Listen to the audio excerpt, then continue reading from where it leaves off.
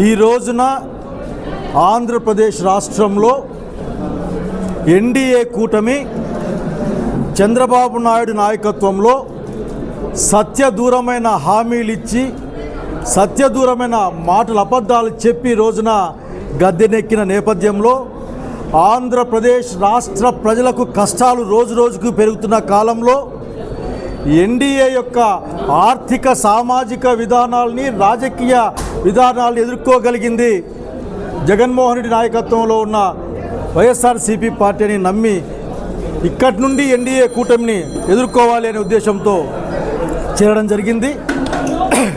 ఈ సందర్భంగా మీతో ఒక మాట చెప్పాలనుకుంటా ఉన్నా. రాజకీయాలు అన్నది అందరికీ చెప్పాలనుకున్నా, ఈ జిల్లాలోను ఈ రాష్ట్రంలోను కూడా రాజకీయాలు అన్నది ప్రజల సంక్షేమం కోసమే కానీ ఏదో ప్రతీకారాల కోసం కాని సంగతి అధికార పక్షం గుర్తుపెట్టుకోవాలి. మిమ్మల్ని గెలిపించింది మీరు సూపర్ 6 అమలు చేస్తారని, సూపర్ 6ని అమలు చేయలేని డబ్బులు లేవని మాట్లాడిన బాబు గారు, సీఎం గారు గౌరవంగా అడుగుతా ఉన్నాం మిమ్మల్ని. మాట ఇచ్చేటప్పుడు మీకు ఆ మాత్రం గుర్తు లేదా? మీ దగ్గర పైసలు ఉన్నాయో లేదో ఆలోచన లేదా?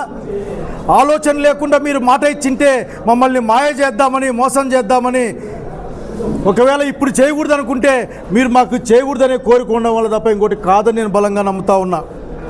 మీరు ఆ రోజు ఎన్నికల్లో చెప్పారు కదా, 12 లక్షల కోట్ల రూపాయలు జగన్మోహన్ రెడ్డి గారు అప్పులు చేశారు అని చెప్పేసి. అదే అసెంబ్లీలో మళ్ళీ 6.5 లక్షలకి 7 లక్షలకు కుదించి దాదాపు 7 లక్షల కంటే తక్కువ కోట్ల అప్పు ఉన్నాయని చెప్పారు కదా. అంటే అచ్చంగా మీకు ఇప్పుడు 4 లక్షల కోట్లు 5 లక్షల కోట్లు లాభం వచ్చింది కదా. ఆ లెక్కల్లోనే సూపర్ 6 అమలు చేయడానికి సంవత్సరానికి 48,000 50,000 కోట్ల ఖర్చు అవుతుందని మీ లెక్కలు చెప్పారు కదా. ఆ లెక్కన 10 సంవత్సరాలు చెప్పొచ్చు 5 లక్షల కోట్లు అయితే. 3 లక్షల కోట్ల అనుకున్నా కానీ ఏ సంవత్సరం కూడా ఇబ్బంది లేకుండా ఆఖరికి సూపర్ 6 అమలు చేయొచ్చు. మీరు దయచేసి ప్రజలకు ఇవ్వాలంటే మీకు కష్టంగా ఉంటుంది. కేవలం పేరు ప్రఖ్యాతులకి ఫోటోల కోసం మాత్రం మీరు కార్యక్రమాలు చేస్తారు. అట్లా కాకుండా తక్షణం సూపర్ 6ని అమలు చేయాలి. మన ఎవరో మాట్లాడుతూ ఉన్నారు, క్షమాపణలు గిమాపణలు ఇక్కడ పనిచేయవు. ప్రజలకు ఏం మాట ఇచ్చారో పాలకుడిగా ఆ పని చేసి తీరాలి. తక్షణం సూపర్ 6 అమలు చేయమని డిమాండ్ చేస్తూ ఉన్నాం. ఒక్క రంగం కాదు, అన్ని రంగాల్లో ఈ రోజున వెనుకబాటుతనం. ఈ 7-8 నెలల తర్వాత కూడా ఈ రాష్ట్రంలో మీరు చేసిన పని ఒక్కటి కూడా లేదు, ఒక్కటి కూడా కనపడడం లేదు. ఈరోజు కూడా విశాఖ ఉక్కు ఫ్యాక్టరీని దొడ్డిదారిన ప్రైవేటైజేషన్ తప్ప ఇంకోటి కనపడలే ఇక్కడ. ఆ రోజు జగన్మోహన్ రెడ్డి గారి పరిపాలనలో ఉన్నప్పుడు విశాఖ ఉక్కు ప్రైవేటీకరణ చేయరాదని అసెంబ్లీలో తీర్మానం చేయడానికి కారణానే ఇంతవరకు ఆగిన సంగతి ఇక్కడ గుర్తు చేస్తూ ఉన్నాం. కనుక సత్యదూరంగా అబద్ధాలతో ఎంతో కాలం జీవితాన్ని తీసుకెళ్ళలేరు. శాంతి భద్రతల గురించి తక్కువ మాట్లాడుకుంటే చాలా బాగుంటుంది అనుకుంటా ఉన్నాను. నాగరికి నేను ఒకటి అందరినీ కోరుకున్న మాట ఒక్కటే, పరిపాలన కోసం ప్రభుత్వాలు ఉంటాయి. పరిపాలన అంటే ప్రజల సంక్షేమం, అట్లాగే సంఘంలో శాంతి, అట్లాగే అందరూ కూడా ధైర్యంగా బతికే ఒక రోజు ఉంటాయి తప్ప భయపడుతూ ఉండే కాలాన్ని తెచ్చే మీ ప్రయత్నం మంచిదిగా అని చెప్తున్నాం.